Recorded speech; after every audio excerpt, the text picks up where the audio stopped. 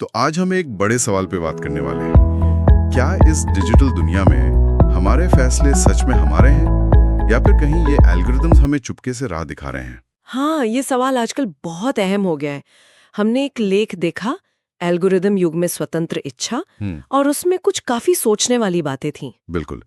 तो आज हम इसी पर थोड़ी गहराई से बात करेंगे। समझने की कोशिश करेंगे कि ये जो तकनीक है, हमारी सोच, हमारी पसंद नापसंद, हमारे फैसले, इनको कैसे आकार दे रही है। सही कहा। हमारा मकसद यही समझना है कि ये जो नेटफ्लिक्स है, अमेज़न है, गूगल है, ये सब असल में हमारे निर्णयों पर कितना असर डाल रहे हैं। और क्या हम वाकई अपनी मर्जी के मालिक बचे हैं? जैसे मान लीजिए आप YouTube खोलते हैं, कोई वीडियो क्लिक करते हैं, क्या वो सच में आपकी पसंद थी या एल्गोरिदम ने वो आपके लिए चुनकर सामने रखा था? ये बड़ा दिलचस्प पॉइंट है। लेख भी यही कहता है कि ये ना तो पूरी तरह हमारी मर्जी है और ना ही कोई जबरदस्ती। ये प्लेटफॉर्म्स हमारे पुराने बर्ताव को देखते हैं। बर्ताव मतलब? हाँ, जैसे कि हमने क्या क्लिक किया, क्या कौन सा वीडियो देखा, कितनी देर तक देखा, ये सब। और सिर्फ हमारा ही नहीं, लाखों दूसरे यूजर्स का डेटा भी। अच्छा। फिर उस सब के आधार पर वो अंदाजा लगाते हैं कि हमें आगे क्या पसंद आ सकता है। तो ये एक तरह का सुझाव होता है। पर क्या ये सिर्फ सुझाव है? लेख में एक शब्द था, चॉइस आर्किटेक्चर, पसंद की संरचना। बिल्कुल, ये बहुत सही शब्द है।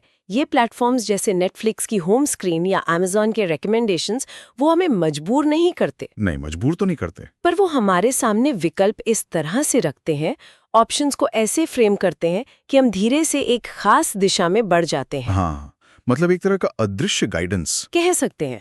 और ये जो ढांचा है ना, ये स्थिर नहीं रहता, ये लगातार बदलता रहता है। इसे वो लोग A/B टेस्टिंग कहते हैं। A/B testing.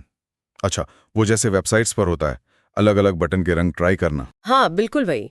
कौन सा रंग ज्यादा क्लिक लाता है, वीडियो का कौन सा थंबनेल ज्यादा लोग देखते हैं, कौन सा कॉल टू एक्शन काम करता है, हर छोटी चीज। तो मतलब हम सब अनजाने में उनके एक्सपेरिमेंट्स का हिस्सा हैं। एक तरह से हाँ। हमारा हर क्लिक, हर स्वाइप, हर पॉज, वो एक डेटा पॉइंट बन जाता है। और इस डेटा से वो मशीन और बेहतर होती जाती है और ज्यादा प्रभावी। ये तो काफी सोचने पर मजबूर करता है कि हमारी एजेंसी कहाँ है फिर।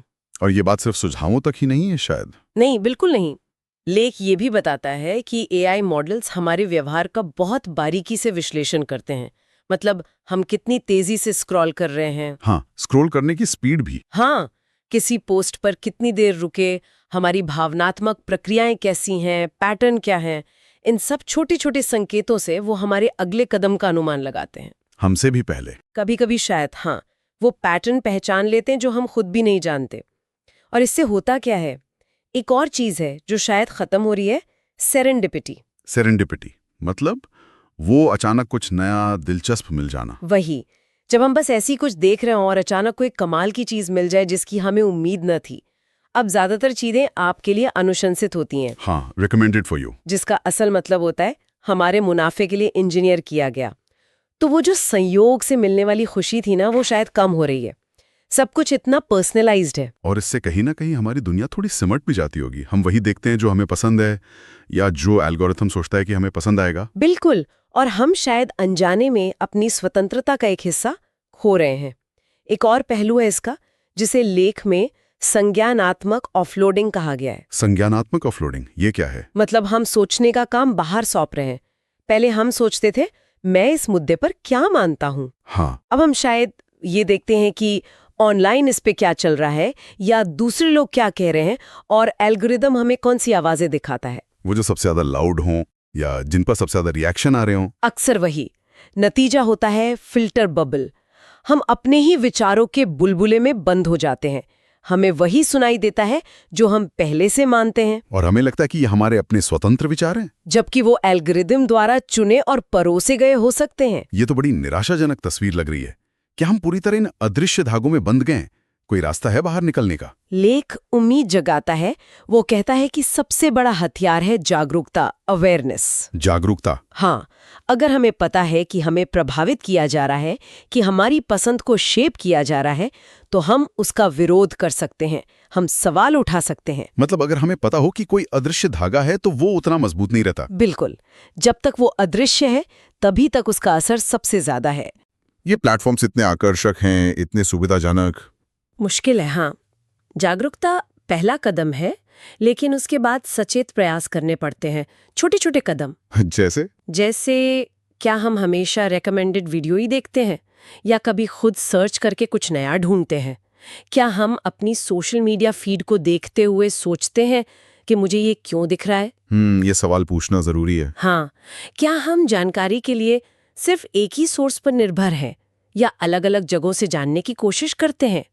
ऑटो प्ले बंद करना, ये छोटी छोटी चीजें हैं जो हमें थोड़ी शक्ति वापस दे सकती हैं। तो अगर मैं सार निकालूं तो एल्गोरिदम हमारी मर्जी को सीधे कंट्रोल नहीं करता। नहीं, सीधे नहीं। बल्कि वो हमारी पसंद के माहौल को, उस चॉइस आर्किटेक्चर को इस तरह डिजाइन करता है कि हम अनजाने में ही उनके बताए रास्ते पे चल देते हैं। बिल्कुल सही।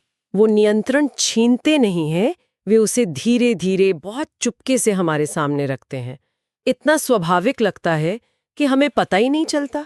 तो असली सवाल शायद ये नहीं है कि क्या आपको कंट्रोल किया जा रहा है। हाँ, उससे ज्यादा जरूरी सवाल ये है कि क्या आप इतने जागरूक हैं, क्या आप इसका विरोध कर सकें या कम से कम इसे पहचान सकें। बिल्कुल।